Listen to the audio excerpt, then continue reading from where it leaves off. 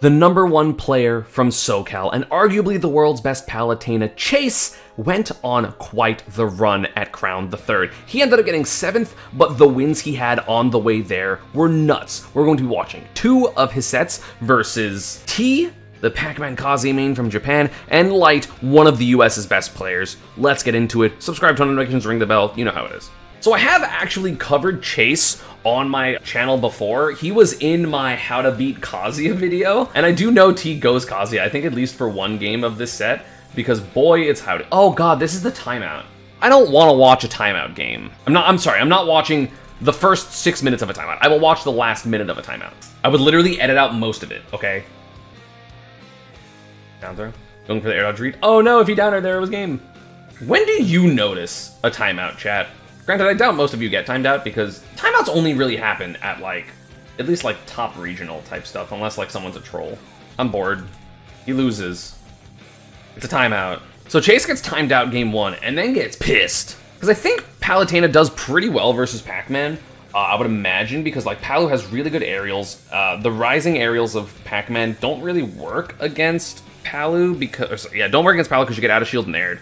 The advantage is really strong, has good options to deal with Hydrant, has Reflect on Bell, technically. Don't do that, but that's the rising aerials I'm talking about. And can go off stage like hell. Palu obviously also has incredible mobility, so you're able to kind of literally run around Pac-Man, and that was a really good jump. Keeping that. Warp is so hard to deal with, man. Footstool out of shield into warp? Crazy. Palu is definitely a character that can control the other control characters. She does get blown up sometimes by, the super explosive characters, but, she has enough things in disadvantage that, the other control characters that eventually have, a good advantage state, like Pac-Man, she definitely, does really well in this matchup. I mean, I remember Chag beating T, I'm pretty sure, at, the main stage they played at, I think. He's been using these explosive flames very well. The pressure, yep.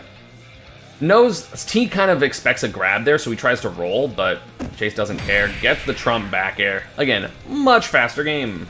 So T goes Kazuya. I don't like this pick because, as I showed in my How to Beat Kazuya video, if you haven't watched that, you can look at it in that corner. Chase is so good at this matchup. He is so good at both not committing and also keeping Kazuya in the perfect disadvantage, and Palu has the tools to do so. I remember seeing this and I was like, oh, Chase won this game, and I literally stopped watching and assumed that if T won, it was going to be with 2 Pac-Man games because I figured that Chase would win this. Nice grab, down throw, platform, back air. Not going to get the kill though, goddamn. But again, up B, you're going to nair it, or you're going to— oh, I thought the down air would hit too. There's just so much control for Palu here, and she's so good at backing up because she has those invincible back airs and stuff, obviously. So it's just really, really hard for Kazuya to get anything started in this matchup. Granted, if he does, it's Kazuya, so he'll kill you. And again, Chase knows the matchup. He's willing to just back up the entire time. There is a very good Kazuya in SoCal by the name of Nito, who is the box Kazuya. Every Kazuya air dodge is there. This is either an air dodge or an up B, and you can only cover one of those, so you cover the air dodge. Chase is up 3 stocks to 1. Again, T had Chase on the ledge and is just unable to capitalize on it at all. Chase is just— it feels like Chase is in total control. That's an electric, but T messes up his fast fall there. So down tilt into back air. That hits so low. No double jump on T. He's just dead. There's no resources he had there, because he gets hit after his double jump, doesn't grab the ledge. He just doesn't have a double jump. So Chase knows if he just plays around ledge, he has to air dodge or do something, and Chase will get that kill. Back to Pac-Man. Love people knowing the Bell counterplay. That's a lot— not Bell, Galaga counterplay. This is honestly one of the most important pieces of counterplay against Pac-Man, period. Grabbing that item when he's trying to pressure you with Galaga is so important. I wonder if T wanted a shield poke there. That forward smash was amazing. That was so good by T. Oh my god. Oh, he grabbed it with the dash attack. Is he gonna get a Bell kill? Ooh, maybe not the Bell kill, but the Bell setup getting him the kill. Because T knows that in this position, he cannot neutral get up and he can't ledge jump. So you either have to stay on ledge and time your neutral get up, or you roll. Chase was ready. Oh. That down air would have been so good. Holy, I'm sweating. Look at that.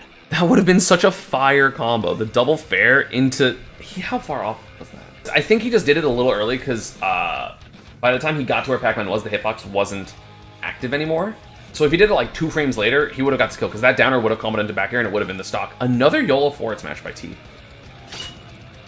I love the fact that he went for that counter, even though Palu's counter sucks, but he does end up getting the subsequent ledge situation because T gets a little greedy with that back air and the hydrant. So he had a huge lead. Again, if we go back just a little bit, T's up like a full stock, and then when T gets him to his last stock, like look at how, oh no, he was almost dead, but like he was up 77-0, and then it turns into 12. T looks just wholly uncomfortable everywhere in this position. Did he just randomly taunt? Okay, has him an advantage. Like, this position sucks for Pac-Man. When you don't have Hydrant, you don't have, like, other tools, like, he still doesn't have a double jump. I did not know you can make it to platform there with Pac-Man. Ooh! But again, if you know that someone is really scared and just keep going to platform, you can just chase them. Get the pun? Did you get the pun? Did you get the pun? Did you get the pun comments? Let me know down in the comments if you got the pun. Chase just played like fast, efficiently, really well. Palu wins both of those matchups probably, but next up we're going to see Palu versus Fox, which is a matchup we don't see very often, and I don't know who wins this matchup. Battlefield going to be great for Palu's disadvantage, not like it really needs help. Warp is already broken with no platforms, but it's even better with platforms because you basically just can't pressure Palu in the air because you can just warp to one of the 3 platforms and either edge cancel or just get away from you if you jump super high. But okay. Ooh, nice auto reticle. The recovery. Chase was ready with the trump, but Fox's ledge trump is so high that you actually, a lot of characters can't actually punish it, and if you're Palu, you have to go for up air, which is crazy. Oh, good back air. Nair the high side B. Yeah, God, he's just taking this damage. Oh, oh my God. I was gonna say, you just take the damage there as Fox, because if you go low, you're going to get spiked by Palu. Wow, that sequence is so good. So let's play this back from when Fox gets hit, which I think he just gets 0 to death. I think whatever the first hit is, Chase just advantages him. Fair dash attack, Nair no double jump. Back air the air dodge. Yeah, he just dies from 1 hit, because then he nairs that. He up airs that. Full hop, bop. God, he went to 85. He got forward smashed at like 62. Chase is so interesting because he's like a really solid player that goes for the hardest reads. Like, God, that was good. Wow, that was incredibly good. Yeah, not able to punish that explosive flame. It is so hard to punish explosive flame. And Chase just ready to side B. Oh, but Chase is not letting him get down. There's a high side B. That's another nair. Chase needs to start up airing those. Surprised he hasn't made that adaptation already. Another read on the air dodge. Dude, that's how he got the end of game 1 and how he gets the lead this game 2. Because Fox, I mean, dude, Light is mashing air dodge. Gets hit, air dodge. Air dodge.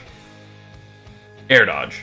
Because, like, obviously, I mean, you can't, to be fair, I'm not, like, really blaming him because you can't swing into Palutena's up air. You lose. So the option is you don't think they're going to up air or you think they're going to up air. If you think they're going to up air, you air dodge. And if you don't think they're going to up air, then you do a move. So I don't blame him, but Fox, or Light, sorry, mashes there. Another air dodge.